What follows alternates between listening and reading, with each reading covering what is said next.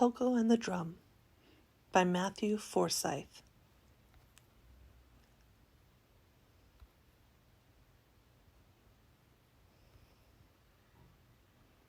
For my parents. Pokko and the Drum by Matthew Forsyth. The biggest mistake Pokko's parents ever made was giving her a drum. They had made mistakes before, like the slingshot and the llama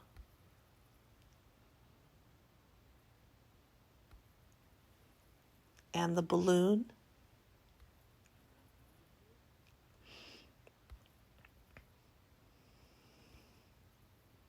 but the drum was the biggest mistake. We shouldn't have given her that drum, said her father. What? Said her mother. The drum is too loud. I can't hear you.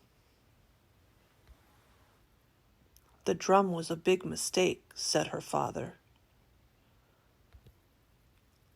That sounds like a wonderful idea, said her mother, who still couldn't hear what he was saying. The next day her father said, Pokko, why don't you take your drum outside for a little while? But don't make too much noise. We're just a little frog family that lives in a mushroom, and we don't like drawing attention to ourselves.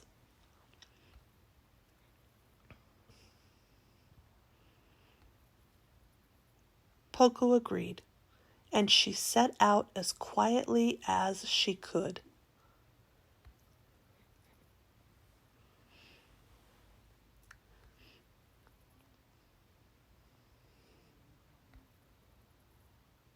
It had just rained, and the forest was sparkling like an emerald.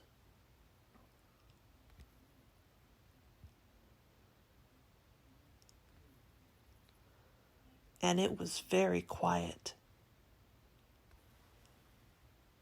Too quiet.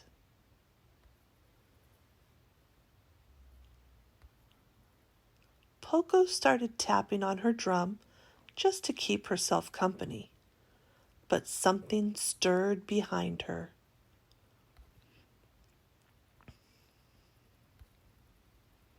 A raccoon playing a banjo started following her, so Pokko hit her drum louder.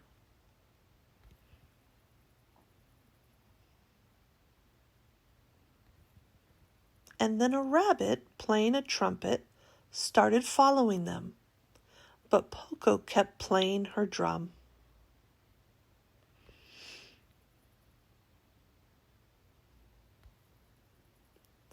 And then a wolf, who couldn't really play anything, but was very happy to hear the music, joined in. And Pokko still played her drum. But then the wolf ate the rabbit, and Pokko stopped playing her drum and faced the wolf and said, No more eating band members, or you're out of the band. I'm sorry, said the wolf. And he meant it.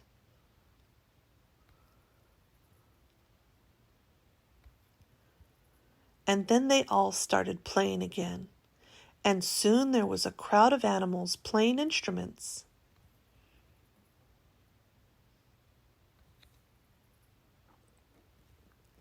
And a crowd of animals following them around enjoying the music.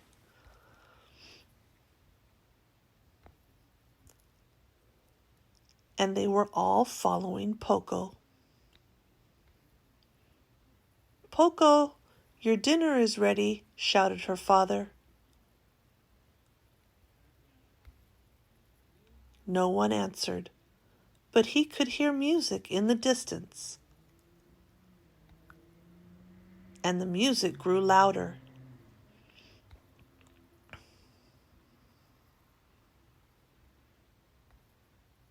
and louder,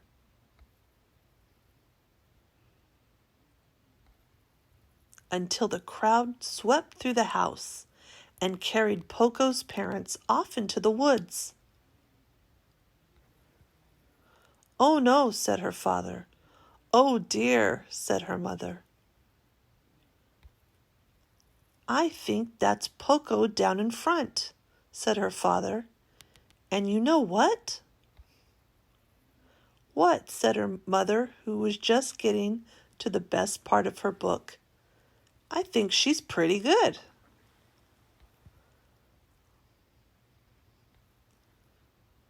And no one could hear what he was saying, but if they could, they all would have agreed.